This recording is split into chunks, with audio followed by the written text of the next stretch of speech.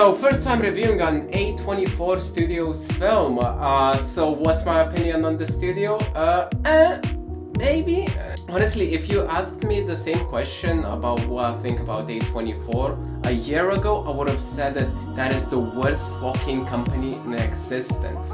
Like, there is so many movies that are just so fucking overrated as fuck. I'm talking about You, Midsommar. I hate that film, and I hate how many people love that film, and I'm sorry I just said that. But yeah, honestly, they've been putting out some good movies. Not all of them, but Talk to Me is a very good one. And I can't think of any other. Hereditary, that's an old movie from them. But yeah, now I think it's a great studio, so let's go in. I truly didn't know anything about this movie. I didn't watch no trailer. I didn't know the movie was in the working. I just like, oh, new film, let's watch it. And I've had a great time doing it. So by the way, I will be using the actors' names rather than the characters' names. I don't know, it's just easier for me. Fucking look at these names. How am I meant to say them? So I'll be using their actors' names, and you probably will know them. So let's go. So first of all, we have Jenna Ortega playing this emo kid that just vapes whenever she feels stressed out. But also, did I mention she has a great hairstyle?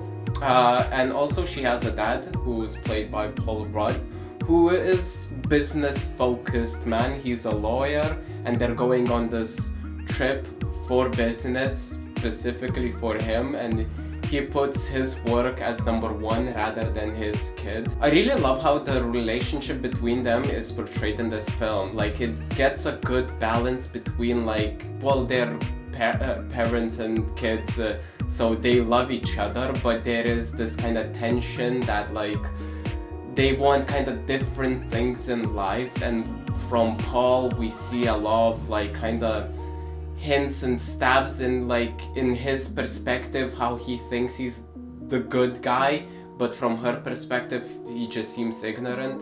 Like, the way he talks about his work, like, oh, do this, and then in like 3 or 5 or 10 years, I'll be set, and like we'll have a lot of money. But like, for like a 15-year-old, 10 years, it is insane amount of time. So she doesn't need, you know, a dad in 10 years. She needs it now. And like, throughout the film, there's kind of jabs of that, and I really like see that as very interesting and complex kind of structure to the film. So the first scene is when we kind of start seeing what's their relationship. So Jenna falls asleep on her dad's shoulder, and like, dad not wanting to disrupt her, he kind of needs to pick up these papers from the floor, but eventually he just yanks her out of the existence like crazy. You could have done it in a better way, but from Jenna's comment, like, why would I like sleep on your shoulder, kind of, we know that she doesn't want to be that vulnerable, at least to be seen and noticed vulnerable. They are going on a trip to this business kind of mansion thing, and Paul's boss asked to bring his kid along the way, because that's how he would judge how Paul is as a person, if he sees the relationship he has with the kids. That is a weird request, but I kind of get it. Like, you truly could tell a lot from the person how he treats others. So from the trip, we find out that the mom died of a cancer, and Jenna has acne, and Paul has allergies. I don't know which ones are worse, but you can be the judge of that. We get the generic type of car scene when the driver is arguing or just distracted and something crazy happens. So Jenna Ortega gets impaled by a log. I'm joking, man. Imagine if that was... No, they smack a creature in the shape of a horse. I wonder what that could be. They immediately get out, and Paul clocks the pipe like it's a shotgun, as he sees that it's a unicorn and like it's covered in this rainbow blood. He's like, is that an endangered species? Paul, think about, So Jenna is very chill. She notices that the horn starts like glowing, and she immediately touches it, and we get like the most epic computer background ever, and Jenna as well is having the trip of her life. So Paul panics and he starts bashing the head of the unicorn like crazy, covering Jenna in blood. It's like, what was your thought? Like, maybe like push her out, like get out of the way. Just don't fucking start smashing a unicorn, man. Paul, scared that he will be arrested. I don't know, why would you be? Like, that shit jumped out of the road like nowhere. So he drags it into the car.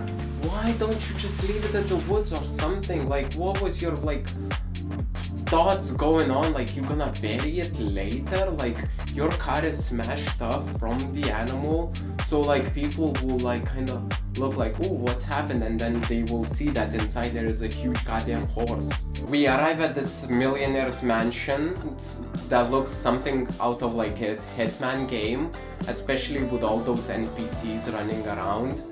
And we meet this first character, the millionaire's son, I would call him. He's played by Will, so I'll call him Will. He's an amazing character. He's like the generic kind of rich kid doing whatever, saying whatever is on his mind, being so goddamn rude and mean, but not even processing him. I just noticed how Jenna looks so goddamn short compared to other people. She truly looks like she's 15 years old, but she gets PTSD from smashing the unicorn, so she like scared goes into the bathroom to kind of wash off her face and vape a little because she's stressed, and she notices that her acne just washes away. And also Paul notices that he doesn't need glasses and his allergy is gone, but he's too focused on business to even notice that. But the unicorn wakes up or revives itself, I don't know, and like the first one to notice is Jenna, thank God. She notifies that, and they think of like an excuse to leave as fast as fuck. But of course they're like yapping for too long that other people notices the crazy amount of movement the car is producing. They all run outside, and the unicorn's head pops out from the window and instantly gets shot. What's with people killing just animals for no goddamn reason? Like, it's contained, like what it's gonna do? Like, it doesn't have a gun as far as I know. Just like leave it be and decide what to do next. But yeah, anyways, they're all like hanging around this unicorn, and this is just a funny scene how everyone is like looking like, it appears to look like a horse, maybe some weird species, while Jenna being like, bros, it's clearly a fucking unicorn, like what are you on about? They wanna be nice and to not like let the government do experiments on the unicorn. They will do experiments themselves, haha. So it's the next day. Jenna gets woken up by like people in hazmat suits where she gets like tested on because she's the first patient that like got cured by this unicorn blood. Jenna wants to talk to the dad because she previously did a bunch of research about unicorns and these medieval tapestries and connecting mom that she was near a tapestry. Some weird bullshit that I even wouldn't be like, oh, come on bro, it's fucking chill. The dad should listen though, but he is like, oh look, science presentation, very important, even though he was just thinking about breakfast at that moment. But when his daughter started talking, he instantly like, nah, I would rather do anything else. Thank God this family had like an almost dead person so that they could test the unicorn on him. And like that works pretty quickly, I don't know, like within an hour. My Grams is standing up, like he thinks like he's in an edit, about to drop a sick beat. He's the new Eminem, bro. Like, why are you standing in the hallway so weirdly, so creepily? And like, why are you acting like a Grams for this moment where you can like throw your cane and stretch like a nice back, you know, and everything. So they basically found a thing that magically heals anything. Basically it rises people from the dead, and they're like looking at each other being like, did we just cure cancer? It's like, what? Like, you know what else cures cancer?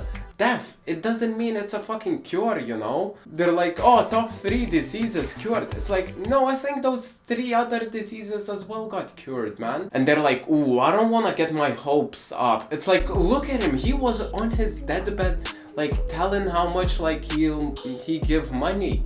And now he's, like, about to perform, like, an epic rap battle, you know? So we enter the era of business. They're like, oh, how much money out of this we can make, because they can't replicate it for some reason. So they're like, okay, let's, like, we don't have a lot, so let's, like, squeeze the most we can out of it. But first, let's make some margaritas. It's like, bro, I fucking hate rich people. In like, couple grams of this shit would cost like millions, and they're like, oh, this really adds to the vodka flavor, so nice. And then Jenna has to ruin everything by being like, but unicorns are so cute. Now actually she says the opposite, being like, unicorns are fucking evil, don't mess with them, they will kill everyone. It's like, yes, in medieval times, sure, like, look at them defenseless little bitches. But now we got guns, bro. Don't fuck with guns, man. So, like, she starts yapping on about, like, her mom and, like, the connection with them. Even Paul is, like, looking like, who the fuck invited her, you know? In conclusion, we can't cure cancer because this little girl feels like it's not the right thing to do. And I love how this film, like, shows that, like, Paul wants to be part of the rich people, but he's constantly, like, rejected, and, like, there is no room, especially, like, with the scene with champagne that there's none. Then later on, like, he is moved to like check up on things as he's a disposable one, you know, not part of the family. And it's like kind of nice dynamic that the film shows. So we finally get some horror with all, like, communications went down, the lights go down as well. And just asking for a friend, in what step of the evolution did the unicorns learn how to control electricity? You know, just wondering. And we get the first death that honestly is a pretty bad one. It confused me more than anything. This guy just, his chest starts bleeding, and I've seen, you know, things in Alien, you know, so I was like, okay, it's a goddamn chest buster, because something literally jumps out on the other doctor, and I felt like, okay, what the fuck is happening? And we see this, like, horn-looking alien thing that just stabbed him. So yeah, there was just a stab. I don't know why the chest thing and, like, the blood spatter on her. It was weird. And I hate how the guns are now fucking useless. Previously, it, like, one tap. I know the range was very short, but still, it shows that it does a lot of damage. But now it's like a barely inconvenience. They never kinda get really hurt by the guns. It's just mostly they bleed a bit, and that's about it. And I also hate this scene where Jenna is looking through the window like, ooh, where's the unicorns? Where are the unicorns? While a unicorn is running straight at her, and to the point of contact, she's still looking clueless. What's the point of looking through the window if you can't see shit? So everyone is shooting, but they notice that the bullets do nothing, so they just kind of run off. And then Jenna also runs, but oh my god, how fast can she be that to outrun a unicorn? And I should stop it calling a unicorn. It doesn't match the vibe of the film. So the Black Death runs for Jenna, but it's just stopped by this weak little gate in front of it. But remember, there was some sort of connection with the horse and her, so the horse is now very addicted on that shit. So like it puts the horn and starts glowing like, Jenna, touch it. But now they show up with shotguns shooting at his ass, and the unicorn just runs off. Got you. What do you mean you got him? First of all, you didn't get him. The unicorn ran off and didn't look that hurt, and wasn't that hurt, by the way. And like, what were you doing before that you didn't get him? But don't like start touching the blood. It's rainbow. Like, you can clearly see it's his blood, you know, not just an oil spillage. And everyone now goes back into the house, and everyone's like, oh my god, Jenna was right. Yeah, sure she was, but like, that doesn't mean like you should stop the pursuit of like healing everything, you know? Like, I don't think immortality is a good thing for humans, but you know, some kind of it would be nice. And Paul like starts being like, okay, this is kind of dangerous. Me and my daughter will go, you know? And the Gramps is like, hey, no man leaves the war zone. It's like, bro, he's a lawyer. Like, get someone professional. Like, you got millions. With this unicorn thing, billions. Get someone else. But he instantly is like, okay, I will be here. I will put my daughter in danger again. And guess what they're also eating? They're eating the unicorn meat. My man, like, how do you know it's like safe to ingest? Putting some blood on your skin already like changes your body. What the fuck will the meat do to you? You will become like a handsome Squidward or something. While everyone is like getting ready to go for this hunt and like going on the hunt, Will stays back, I don't know, to guard the house because he's a little bitch. He steals some horn powder, I don't know from who, like the other person is the doctor that works for him, and like technically like the horse is for him. But anyways, he steals it to guess what else would he do with the powder on a nightstand? Of course, snort that shit. Think that is a normal kind of thing to do. I know it's a bit risky, but it's definitely better than just making margaritas or eating a full steak of it. But anyway, while he's doing this thing, he gets very addicted and he wants the horn now. We jump to the woods where, like, thank God they have like a magical unicorn tracking device, because this blood wouldn't be enough. They find the unicorn just kind of sitting there ready to be like killed or something, but they all kind of just wait around, start talking, you know? It's like they saw the goddamn creatures just killing people for funsies. But they start talking and another unicorn jumps in, starts killing people, and the only people that survive is these two goofballs that barely like avoid the horn. And the two horses gang up on the Gramp, like even playing with him, being like, oh, you're the chosen one, I'll let you touch my horn. Psych, bitch. And I don't know if I can show this. This scene is just so legendary. Like, his head gets impaled by the horn and it looks genuinely amazing, but it's too good for YouTube. Now the plan is scrapped of like just killing these creatures. They're like, okay, let's give out the baby, because giving the baby back will like save everything. But also the electricity is gone because of the magical unicorns.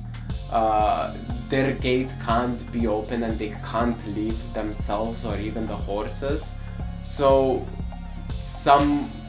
one person goes to like open the gate, one person goes to like give the baby back, and one person starts smoking the horn. It's of course Will. They managed to give the unicorn back and they're all surprised. Why aren't they not happy? It's like, look at that shit. That shit has so many holes. A whole barbecue grill cookout was made from that unicorn. Someone is smoking his horn. What do you mean? So they start rushing this doctor and then just magically disappear. So many people were looking at the scene. Like, she was hearing the galloping behind her. She looks back, oh no, there's no one there. And goofy little horses were just off camera waiting to jump scare the audience. So now the horses are like going inside, and I did not edit this. The actual unicorn becomes a goddamn ghost, and Will decides this amazing tactic of throwing a shoe, but maybe don't make a grunting sound when you're actually throwing it. The horse goes to fuck the piano, and then Will like bolts it, runs off, and then the horse is on his like track about to catch him, but stops in front of the camera to like kind of pose for some Insta pics. So Paul stole the horn from the rich people and now admits to his daughter, and she feels so heartbroken about it. It's like, how could you do this? Not all the things of like hitting a unicorn, bashing his brains out, then experimenting on that shit, constantly ignoring her, then going off to hunt her, even though like so many people got killed and she will probably need therapy for the entire life. But no, stealing a horn that is already detached and is not alive, that is the thing that is broken. Then he brings the mom into all of whatever this is, and he is like, I told your mom that I will protect you at any cost, you know, and I will give you a life you deserve, you know. Bruh, fucking a unicorn killing vacation? Is that the life you wanna give? And it's so nice that the unicorn that is behind that door is giving them like some time to like work it through the emotions, because we know like it can bash through walls like crazy, like it did now. Even the bookcase as well, it was nothing to them, but the time's up and now it's inside. And Paul does the fucking stupidest shit ever that pisses me off when films do that. He sacrifices himself for no reason. He locks her daughter out so he could like, I don't know, fight with the unicorn or something. I hope they both die, but Paul has to watch his daughter die just because he acted like that. It's like, what are you gonna accomplish? Just both run off. But it takes so fucking long to jump out of this balcony. It's now day. Like, it reminds me of that Instagram meme where a dude is jumping into the pool and it's 3 minutes. But now I think it's been like an hour since she's like jumping down from a balcony.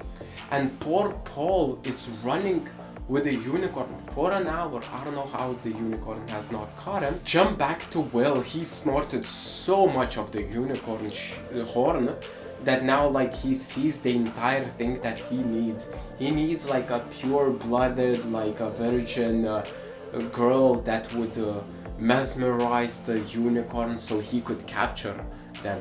So Will kidnaps Jenna, and it's like super effective on the horses. Like the horse just instantly falls asleep on her. What happened like in like some scenes before where just the horses were trying to kill her like crazy, but now they just instantly fall asleep and Will is tying them up. And then Paul shows up with the horse as well. It's like, how did you come with that conclusion that the horse does not want to kill you now? He just wants to go to Jenna as well, and then the horse goes to sleep as well, and Paul is thinking like, what will my next action will do? And he just goes and stabs Will, and then gets stabbed by Will, and he is like now bleeding out like crazy. And I don't know what the fucking horses be doing while Jenna is giving this like heartwarming monologue how like she loves him. The horse is freed from the ropes like a long time ago, but we all know that the horses will just revive Paul. We know that, right? So they just kind of like sit around, wait, and then finally decide to help out. And we see some like crazy voodoo shit that turns the horses white. And then police get called and they arrest Paul and Jenna.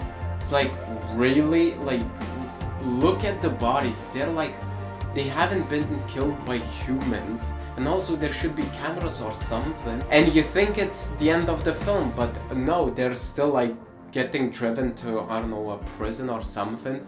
and then the goddamn unicorns appear, start like basically winking, being like, I got you, bro, and basically rams them off the cliff.